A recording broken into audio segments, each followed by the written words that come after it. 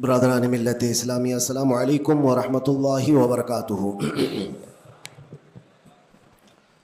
الحمد للہ وکفا وسلام علی حبیبہ المصطفیٰ، اما بعد فاعوذ باللہ من الشیطان الرجیم، بسم اللہ الرحمن الرحیم۔ واما بنعمت ربک فحدث، صدق اللہ مولانا العظیم۔ بارگاہ رسالت معاب صلی اللہ علیہ وسلم میں درود پاک کا ہدیہ پیش کریں۔ اللہم صلی علی سیدنا و مولانا محمد معدن الجود والکرم وآلہ واصحابہ الکرام وابنہ الکریم وبارک وسلم صلاۃ دائمۃ سرمدا ابدا۔ وقت کافی زیادہ ہو چکا ہے، بیان کرنے کا وقت نہیں ہے، اب جماعت کا وقت قریب ہو چکا ہے۔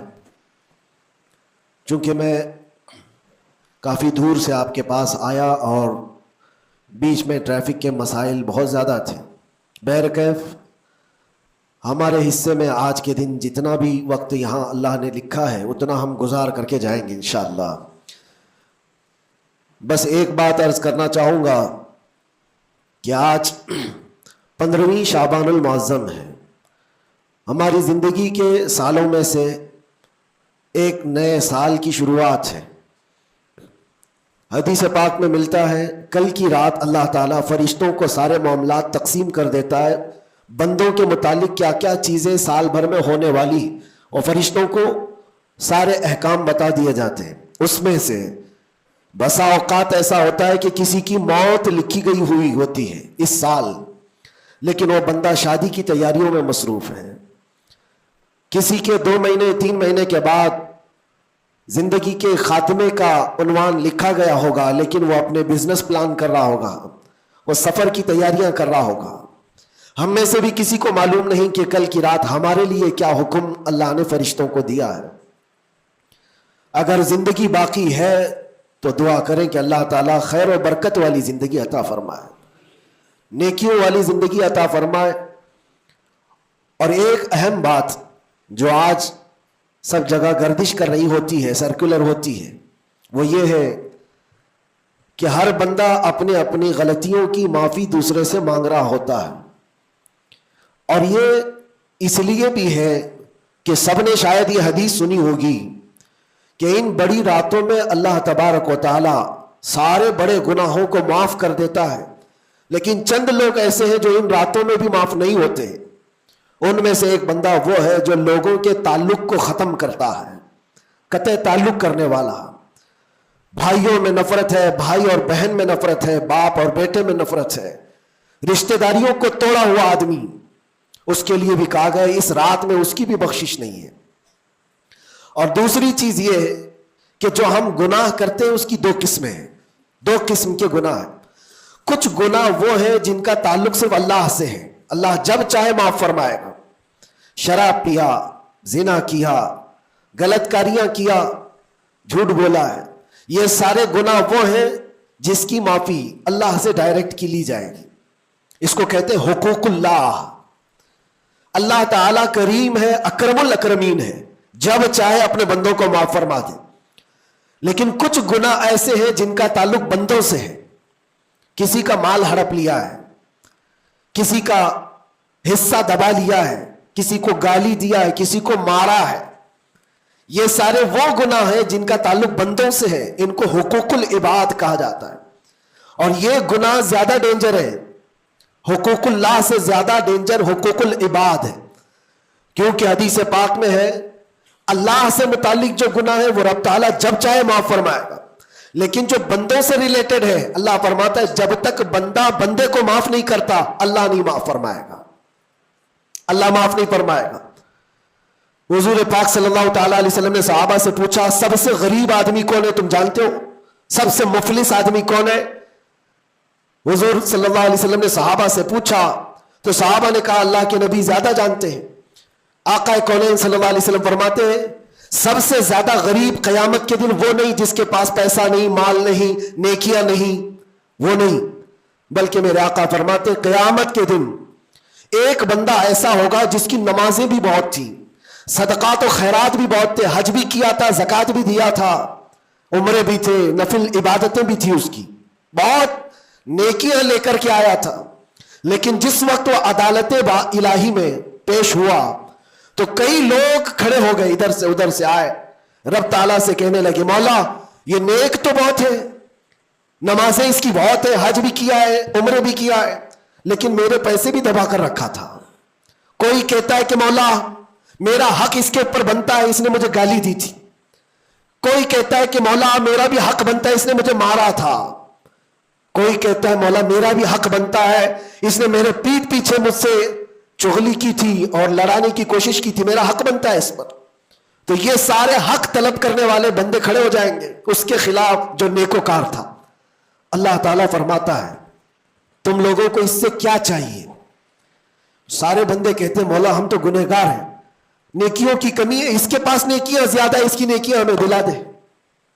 اب عدالت الہی کا یہ فیصلہ سنو، اللہ فرشتوں کو حکم دیتا ہے اس کے پاس جتنی نیکیاں ہیں وہ ان سب میں تقسیم کرو، جتنوں کا حق اس نے دبا رکھا ہے سب میں اس کی نیکیاں بانٹی جائیں۔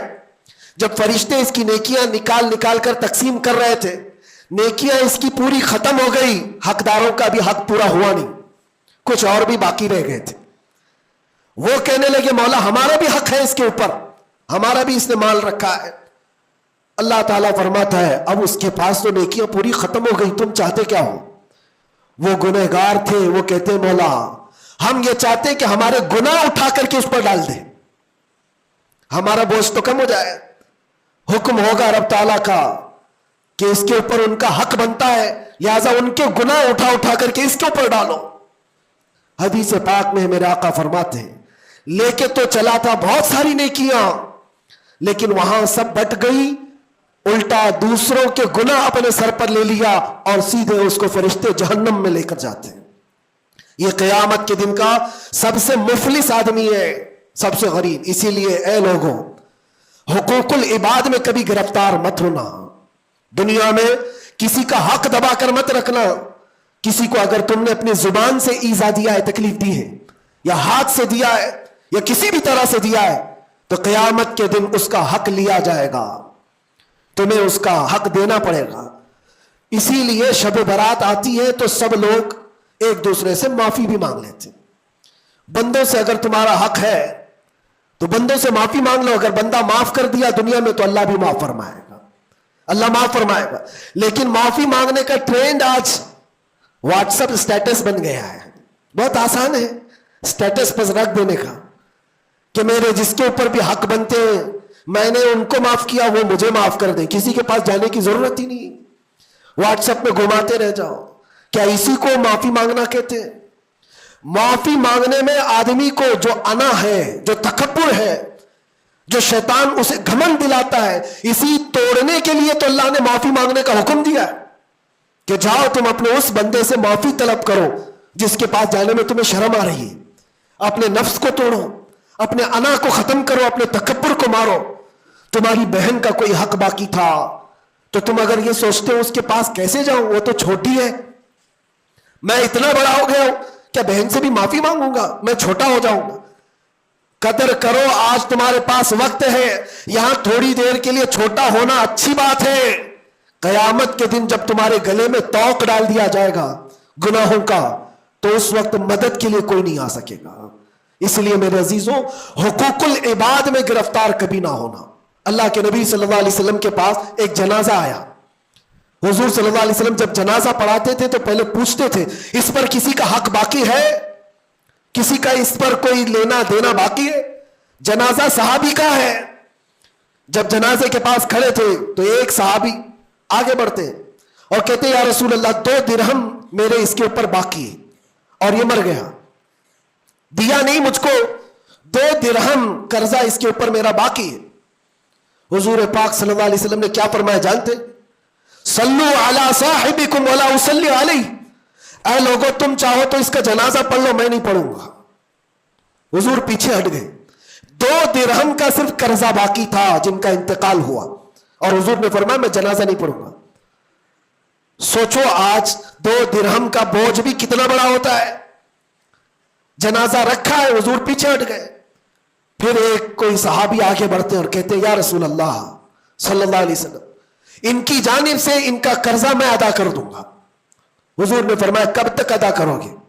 کہا کل کی مغرب سے پہلے پہلے میں ادا کر دوں گا۔ اللہ کے نبی نے ان سے وعدہ لیا اور اس کے بعد پھر اس صحابی کی نماز جنازہ پڑھائی۔ یہاں تو بہت سارے حقوق لے کر بیٹھے ہیں، وہ تو 2 درہم کی بات کر رہا ہوں۔ اسی لیے ہماری زندگی کا خاتمہ ہونے سے پہلے یہ حساب کتاب پہلے صاف کر لو۔ حاسبو قبل ان تحاسبو، اپنا حساب کلیئر رکھو اس سے پہلے کہ تمہارا حساب لیا جائے۔ اللہ کریم ہم سب کو کہنے سننے سے زیادہ عمل کی توفیق عطا فرما۔ رب تبارک و تعالی شعبان المعظم کے اس پاکیزہ مہینے کو ہم سب کے لیے نیکیوں والا اور خیر و برکت والا مہینہ بنائے۔ الہ العالمین قدیر و جبار خدا، جب تو نے رجب اور شعبان ہمیں دکھایا ہے تو رمضان تک ہماری زندگی عطا فرما۔ وآخر دعوانا ان الحمدللہ رب العالمین۔ السلام علیکم۔